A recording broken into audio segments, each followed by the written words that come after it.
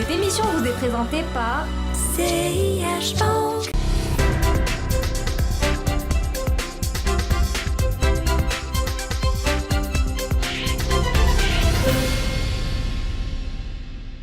Mesdemoiselles, mesdames, messieurs, bonjour, bienvenue dans ce nouveau numéro de l'Hebdo des marchés. Cette semaine, une fois n'est pas coutume, nous vous proposons une pause littéraire. Mais une pause littéraire toujours dans la thématique financière. Nous recevrons Omar Fssal, responsable de l'investissement chez CDG Capital. Il est également chroniqueur, il est auteur et nous allons parler de fraude financière. Comment la fraude financière est un moteur pour le développement de la finance, c'est le thème de ce numéro. حصريا عند سياش بانك كود 30 أول حساب مجاني لجميع الشباب أقل من 30 سنة. CIH Bank. La banque de demain, dès aujourd'hui. Internautes vous connaissent désormais, vous passez souvent sur notre Web TV. Je rappelle que vous êtes responsable de l'investissement à l'international chez CDG Capital. Vous êtes auteur, vous êtes chroniqueur. Votre premier ouvrage était Tout savoir sur la finance, n'est-ce pas?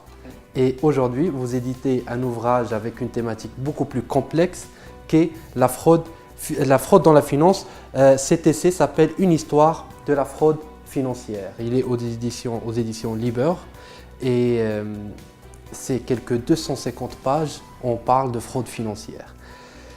Alors, Omar Fssal, lorsque j'ai parcouru un peu votre ouvrage, votre essai, on peut dire que c'est un essai académique. J'ai eu plusieurs interrogations, plusieurs questions et je commencerai par peut-être la plus évidente. Pourquoi cette thématique? Est-ce que c'est en lien avec l'actualité? Je pense que ce que j'essaie de montrer à travers ce livre justement, c'est que ça va au-delà d'une thématique d'actualité. C'est-à-dire qu'il y a une première limitation quand je vais commencer à m'intéresser à ce sujet-là, c'est que la plupart des ouvrages qui existent sur la fraude financière sont des ouvrages qui sont spécifiques à une seule période. Donc, typiquement, c'est la bulle Internet par exemple, c'est la crise des subprimes, c'est des scandales Enron des années 2000, mais il y a très peu d'ouvrages qui analysent la fraude financière dans la continuité. Et la seconde limitation que j'ai rencontrée, c'est que ce sont des ouvrages qui généralement s'intéressent à la fraude à partir des années 80. Là où il y a eu beaucoup de dérégulation dans le système financier et beaucoup de sophistication financière. Et très peu d'ouvrages osent remonter, je dirais, dans la période qui est avant les années 80. Donc, quitte à y aller, je me suis dit pourquoi ne pas écrire le livre que j'aimerais moi-même lire. Et donc j'ai essayé de remonter dans cet ouvrage au premier pas, je dirais, de l'homme et au premier pas de la comptabilité pour voir quelle est la profondeur historique de la fraude financière. Très bien. D'ailleurs, je rappelle que dans Une histoire de la fraude financière, on parle même du néandertal. C'est vraiment un travail énorme. Vous remontez très loin dans l'histoire. Et de là vient la deuxième question. Est-ce que vous n'avez pas eu de grands problèmes dans la documentation? Parce que c'est énormément fourni en informations, vous remontez très loin dans l'histoire, donc on imagine que pour avoir l'information, c'est un peu compliqué. Écoutez, l'information existe, il faut juste savoir où chercher, où la trouver. Et comme j'ai dit, cette information est très souvent très fragmentée, donc c'est une information qui va être typique à une seule période. Et donc tout l'enjeu, tout le but du livre a été de retracer le fil conducteur pour voir comment a évolué la fraude entre ces différentes périodes. Mais je pense que l'information est là, il faut simplement être capable d'aller la trouver, d'avoir la patience, le plaisir.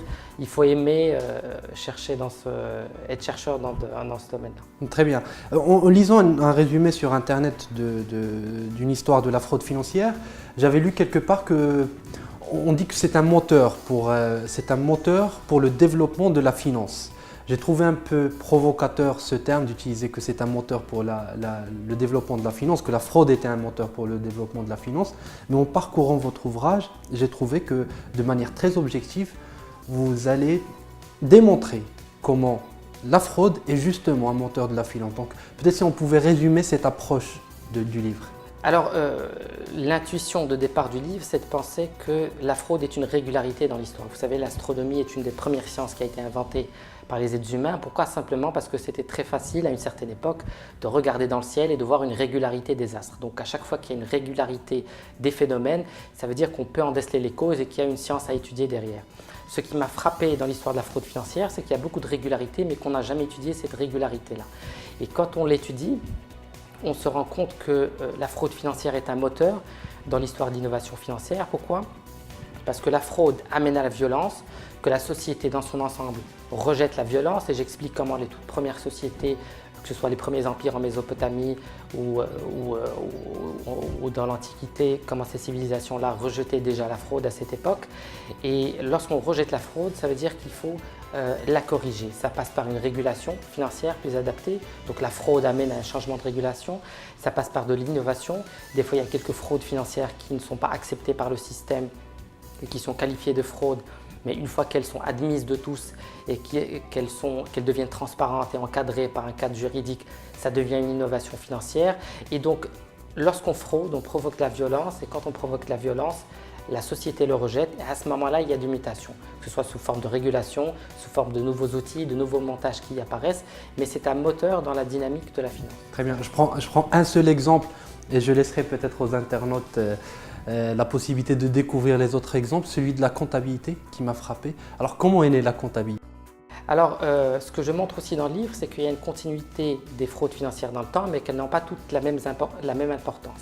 Il y a quelques fraudes qui arrivent à des moments très précis de l'histoire, qui sont bien plus importantes que les autres. Ces moments bien précis de l'histoire, c'est là où le capitalisme est en train de muter. Donc j'ai délimité 3 étapes, 3 périodes du capitalisme. On parle du capitalisme agricole qui démarre en moins 10 000 avant Jésus-Christ.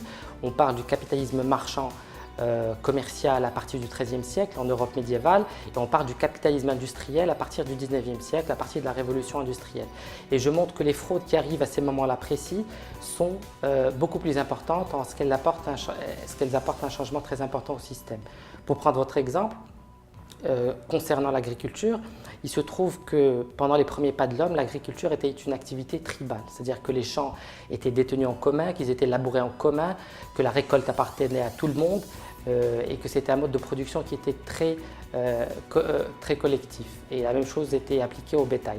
Sauf qu'avec la montée de l'individualisme et avec des sociétés qui devenaient de plus en plus importantes, une démographie qui augmente, on voit des visages et puis on ne reconnaît plus les noms, il s'est passé quelque chose de naturel, c'est que le sentiment d'individualisme a pris le dessus et qu'on a je dirais, rendu privé ce qui était public comme moyen de production auparavant.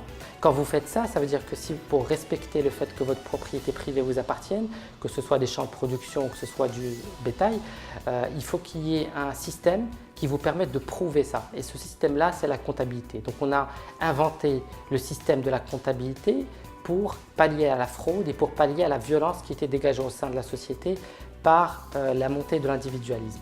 Cette comptabilité était d'abord sous forme de jetons en argile, donc la forme des jetons représentait le type de bien qu'on détenait, le nombre de jetons, la quantité. Puis cette comptabilité s'est sophistiquée parce que le nombre de biens qu'il y avait dans la société est devenu plus important. Et donc à ce moment-là, on est passé de système comptable simple où on avait des petites enveloppes vers l'écriture, et c'est donc la sophistication de la comptabilité qui amène vers l'écriture. Donc c'est grâce à la comptabilité que l'homme a commencé à écrire. Exactement. Très bien. Autre chose, Omar Fsaal, dans votre essai, vous passez en revue l'intégralité des grandes époques du développement de l'humanité. Si on devait comparer la fraude financière d'aujourd'hui, celle peut-être de demain, du demain proche, avec ce qui s'est passé dans le passé, est-ce qu'il y a des différences ? Je pense que la fraude devient de plus en plus sophistiquée. On le voit avec des exemples simples, comme l'affaire Kerviel par exemple. 8 ans plus tard, vous avez toujours des gens qui sont convaincus que le trader est fautif. Vous en avez qui sont convaincus qu'il est innocent.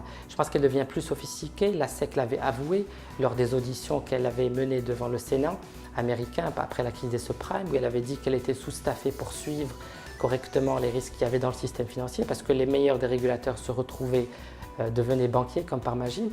Et donc je pense que 1, elle devient plus sophistiquée, 2, elle devient plus internationale, ce qui nécessite une coordination entre les différents régulateurs pour traquer des montages qui s'étalent sur plusieurs pays, comme le scandale qu'on a eu sur la manipulation des taux d'intérêt à partir de Londres, la manipulation qu'on a eue sur le marché d'échange. Donc ça devient plus international. Et la troisième chose, je pense qu'avec l'axe de développement qui existe aujourd'hui, qui est toute la connectivité cybernétique, on parle aujourd'hui de Bitcoin, de blockchain, je pense que l'avenir de la fraude sera davantage en ligne, il sera davantage informatique. Aujourd'hui, pour braquer une banque, il n'y a plus besoin d'aller attaquer une diligence. Très bien, merci beaucoup Omar Fsaal. On ne va pas tout divulguer de votre ouvrage, de votre essai, Une histoire de la fraude financière aux éditions Liber, un ouvrage absolument regardé parce que vous allez y trouver quelques informations sur la fraude extrêmement originales qui permettent de mettre en relief beaucoup de choses. Omar Sall, merci infiniment d'avoir répondu à nos questions et d'avoir répondu à notre invitation. Voilà, mesdames, messieurs, c'était tout pour ce numéro de l'Hebdo des marchés. Il ne me reste plus qu'à vous souhaiter une excellente semaine. Ne l'oubliez pas, l'actualité se poursuit sur Bourse News. Je vous donne rendez-vous lundi prochain pour un nouveau numéro de l'Hebdo des marchés.